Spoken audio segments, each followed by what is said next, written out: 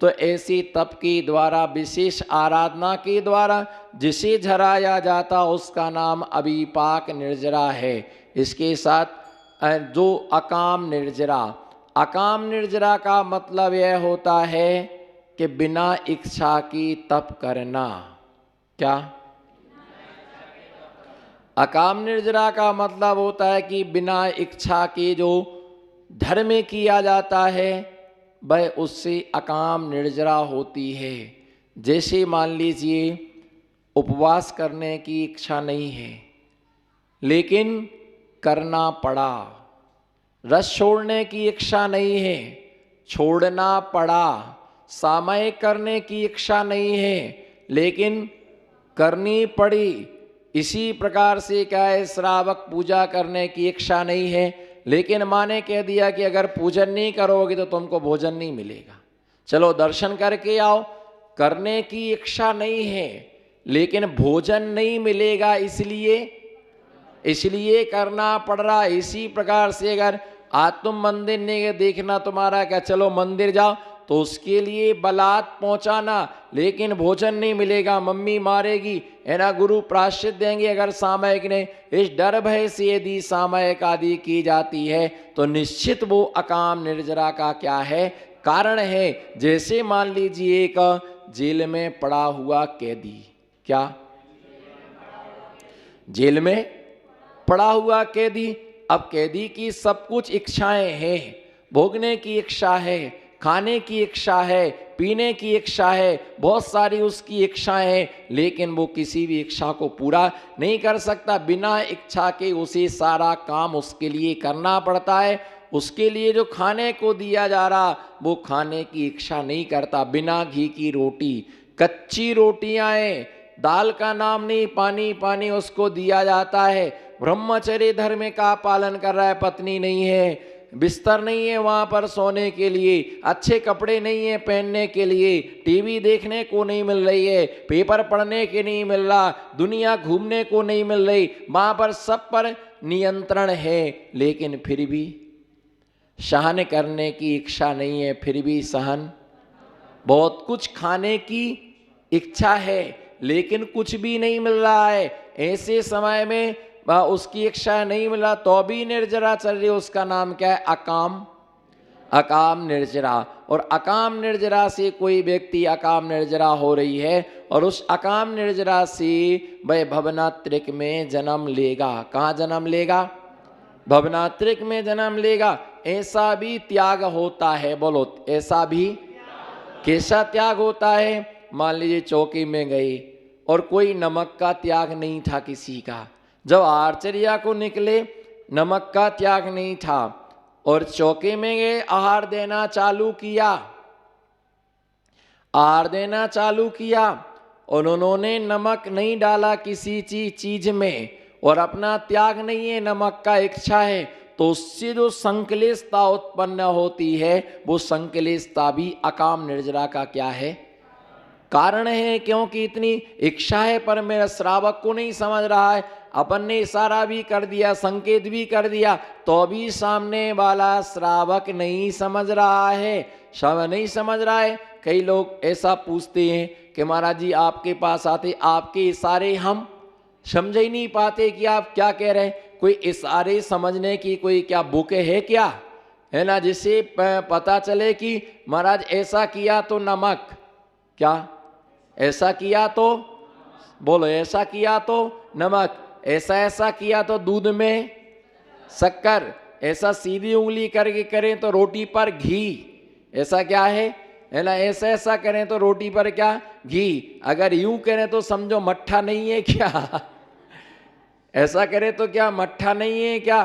तो भैया अगर ऐसा इशारा करें, ऐसे समझने की कोई भी बुक नहीं है कि जिसमें लिखा हो कि महाराज जी कुछ कहें तो इशारा क्या हम समझ जाएं। वो तो जिसके साथ में रहते रहते साथ में रहने वाले अपने आप क्या हो जाते हैं, अपने आप समझ जाते। कोई जैसे किसी ने ऐसा किया, इसका मतलब है चावल, क्या है, ऐसा किया, दोनों अंगूठे मिलाए तो इसका मतलब क्या होता है, चावल होता है। पर ऐसे समय हर समय किसी महाराज ने ऐसा उंगली किया, अरे भर चावल लाओ, उन्होंने शुरू में ऐसा हाथ कर दिया और तुम चावल लेकर के आ गए।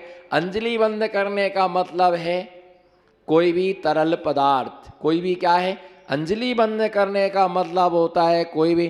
तो ये सारे कौन समझता है, जो बिल्कुल एकदम निकटतम रहता है उसे समझ में आता है। पर ऐसे सारे करने पर भी संकेत, चूंकि नहीं करते फिर भी संकेत किया तो नहीं समझा, और ऐसे समय संक्लिष्टता उत्पन्न हो तो वो अकाम निर्जरा का कारण होती है। और कई बार ऐसा होता, बहुत सारा हार, आधा हार हो गया, आधा हार रह गया, अब बीच में ही नियम कर लिया कि अब कोई नमक लाएगा तो अभी नमक नहीं लूंगा। नमक का क्या है, जैसे क्या किया कि अब कोई लाएगा भी तो भी नमक नहीं लूंगा, नमक का त्याग। और जैसे ही नमक का त्याग किया बीच आहार में, और तुरंत नमक की कटोरी लेकर के, अरे नमक नहीं डाला किसी में, नहीं अब मत डालना आप किसी में नमक, अब मत डालना तुम, अब हमने तुम्हारा त्याग कर दिया।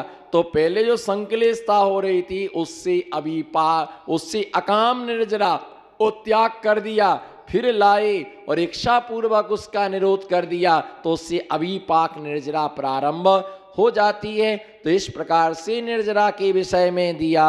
और परसों मैंने बतलाया था कि श्रावक की गज स्नानवत निर्जरा होती है, कि श्राव जैसे हाथी तालाब में सरोवर में जाता है, स्नान करता है और स्नान करने के बाद बाहर आके मिट्टी डाल लेता, इसी प्रकार से श्रावक मंदिर में आता है, पूजा करता है, पाठ करता है, दान देता है, अभिषेक करते, सारा धार्मिक अनुष्ठान करते हैं। और जैसे ही घर पहुंचते हैं तो उसी राग देश मिथ्यात अज्ञान है ना, अभक्ष आदि में लग जाते हैं, और वहां पर पहुंचने के बाद पुनः पूरा संसार नजर, घर पहुंचते ही मंदिर से बाहर होते ही पूरा संसार नजर आने लगता है। इसलिए डिब्बाड़ मग्गस से कम में फल निर्जर फल से है ना, इसका मतलब कर्मे का फल निर्जरा, कर्मों की निर्जरा, निर्जरा होना तप का फल, अथवा संरत्नात्रय का फल कम में निर्जर फलस्य है ना, कर्मों की निर्जरा ही फले क्षमाहार से। क्षमा जिसका क्या है, आधार है। क्षमा क्या है, क्षमा जिसका आधार है। क्षमा मांगना सरल है या क्षमा करना सरल है, बताओ। बोलो रतलाम की चैतन्य आत्माओं, क्षमा मांगना सरल है या क्षमा करना सरल है, बोलो। अच्छे से एक मिनट थोड़ा सा विचार करके बोलो, एकदम से किसी चीज का जवाब नहीं देना। बोलो, क्षमा मांगना सरल है या क्षमा करना सरल है। प्रश्न दो हैं, क्षमा मांगना सरल है क्या? क्षमा मांगना सरल है, पर किसी को क्षमा करना बहुत बहुत कठिन है। क्षमा मांग, भैया क्षमा कर देना, चलो क्षमा मांगने आ गए, अब पहले नहीं सूझी आपको इतने दिन में। क्षमा मांगना सरल है, क्या लगता हाथ जो भैया क्षमा कर देना है ना, लेकिन क्षमा करना बहुत कठिन है। और कोई व्यक्ति क्षमा नहीं भाई मेरे मन में तो कुछ नहीं है, जब तुम्हारे मन में कुछ नहीं है तो बोलचाल बंद है क्यों, है ना, आपस में उठना बैठना बंद है क्यों? कुछ ना कुछ उसके लिए व्यक्त नहीं कर पा रहे, लेकिन कुछ ना कुछ है। क्षमा करना, क्षमा मांगना सरल है। क्षमा मांगने से जितनी निर्जरा होती है उससे असंख्यात गुणी किसी को क्षमा कर देने से क्या होती है, निर्जरा होती है। एक साधु कहीं किसी गांव में प्रवेश किया होगा, साधु चल रहे थे तो उन्होंने किसी से पूछा होगा भैया कितना बच गया, तो उस आदमी ने कुछ नहीं कहा। फिर थोड़ी आगे बढ़ा तो उसने फिर पूछा कि भैया कितना बच गया, बोलो ना कितना कितना बच गया, तो उसने कुछ भी नहीं कहा। आगे गए तो उसने पूछा भैया बताओ ना टाइम कितना। अब साधु के पास तो क्या है कि हाथ में घड़ी नहीं होती है पर शुभ घड़ी होती है। अब वो घड़ी उनके पास नहीं, उन्हें पूछा कितना बच गया, तो उसको पता नहीं उस आदमी को कितना गुस्सा आया, उसने एक डंडा उठाया और उन महाराज जी को डंडा क्या कर दिया, मार दिया। तो महाराज जी ने पूछा कि ये बताओ आपने मुझे डंडा क्यों मारा, आपने मुझे डंडा क्यों मारा, आपने मेरे लिए डंडा क्यों मारा? तब मालूम उन्होंने कहा हमारे गांव का नियम है। बोलो हमारे गांव का नियम है है ना, यहाँ जितने घड़ी में बजते हैं उतने डंडे इसको मारे जाते हैं। तो महाराज ने समझ लिया अभी यहाँ एक बजा तो महाराज खुश हो गए और वो आगे जाने लगे। तो उस आदमी ने बोला, हमने आपको डंडा मारा, आपके लिए दुख नहीं हुआ? बोले नहीं हुआ। बोले इतना अच्छा रहा, हमने 1 घंटे पहले नहीं पूछा। क्या इतना अच्छा रहा? हमने 1 घंटा, हमारा इतना पुण्य काम किया। बोलो हमारा इतना पुण्य काम किया, अगर 1 घंटे पहले पूछा होता तो हमारा क्या होता? अच्छा रहा कि आपके गांव का नियम था, सही समय पर हमने सही पूछा। 1 बजे पूछा, तुमने 1 मारा, मैं समझ गया कि यहाँ पर क्या बजा हुआ है, 1 बजा हुआ है। और अब हम किसी से क्या, अब इस गांव में हम किसी से नहीं पूछेंगे। बोलो अब हम इस गांव में किसी से नहीं पूछेंगे कि कितना बज गया।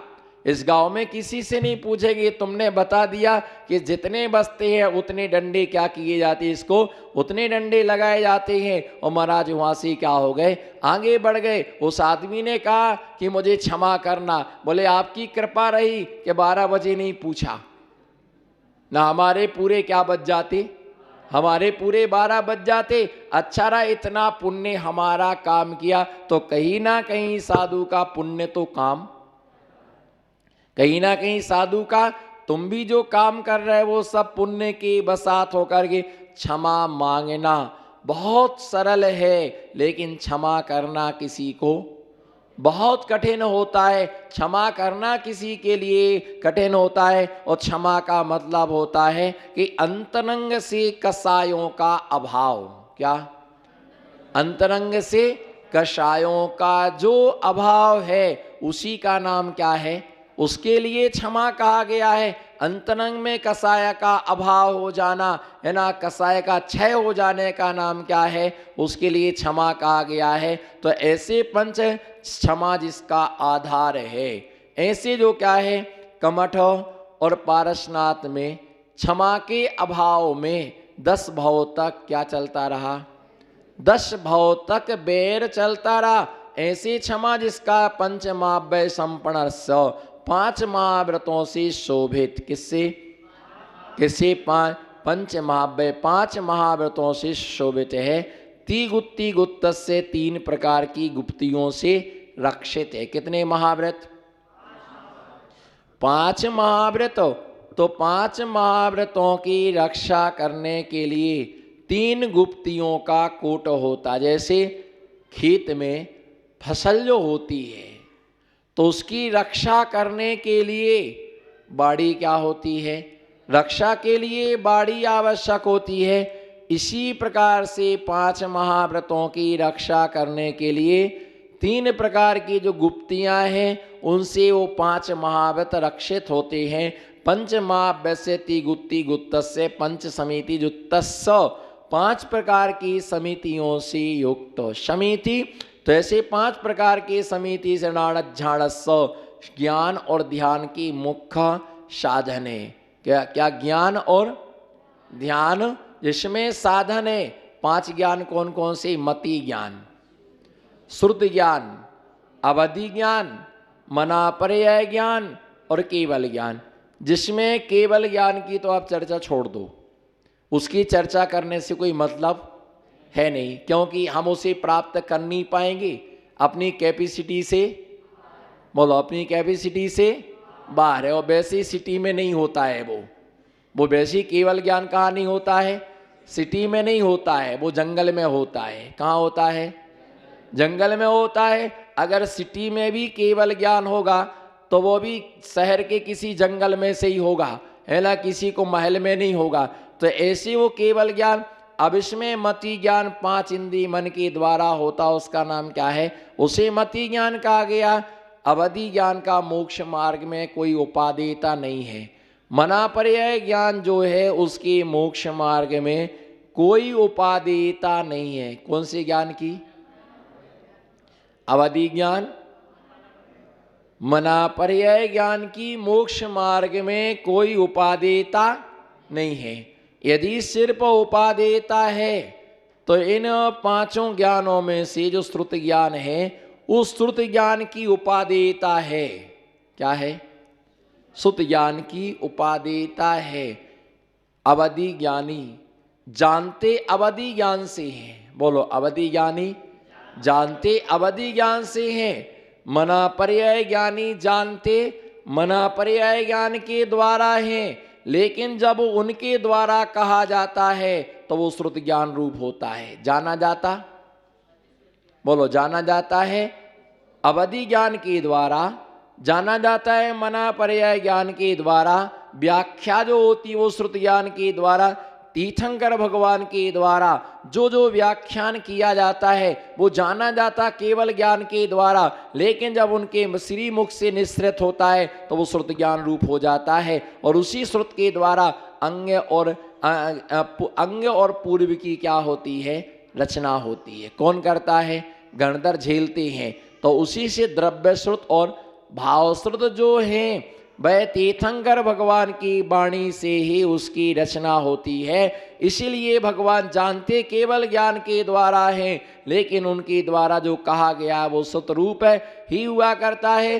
अवधि ज्ञान प्राप्त करने का कोई मंत्र नहीं है, मना पर्याय ज्ञान प्राप्त करने का कोई मंत्र नहीं है, और इनको प्राप्त करने से कोई विशेषता नहीं। ये तो साधना से अपने आप प्राप्त हो जाती। जितनी सिद्धियां होती हैं वो साधना के द्वारा।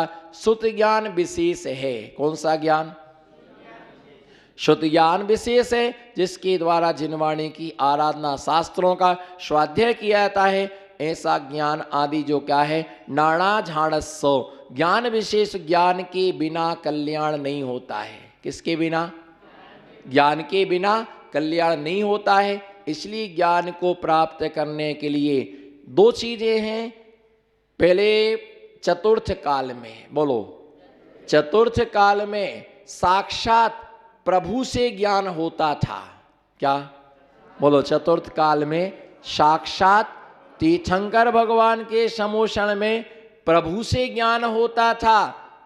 गुरु की उतनी उपयोगिता नहीं थी, प्रभु के द्वारा साक्षात हमें भगवान की वाणी सुनने को मिल जाती थी। लेकिन पंचम काल में प्रभु से ज्ञान नहीं होता है। किससे ज्ञान होता है? गुरु से। क्या होता है? गुरु से ज्ञान होता है। कभी कभी डॉक्टर भी डॉक्टर जैसा नहीं लगता है, कंपाउंडर भी डॉक्टर जैसा।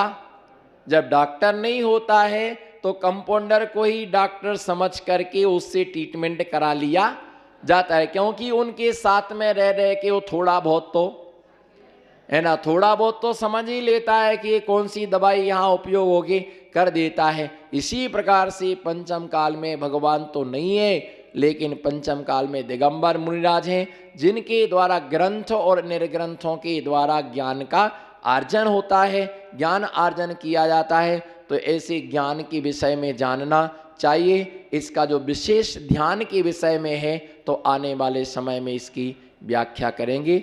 जय लो शांतिनाथ भगवान की, परम पूज्य आचार्य गुरुवर विराग सागर जी मुनिराज की।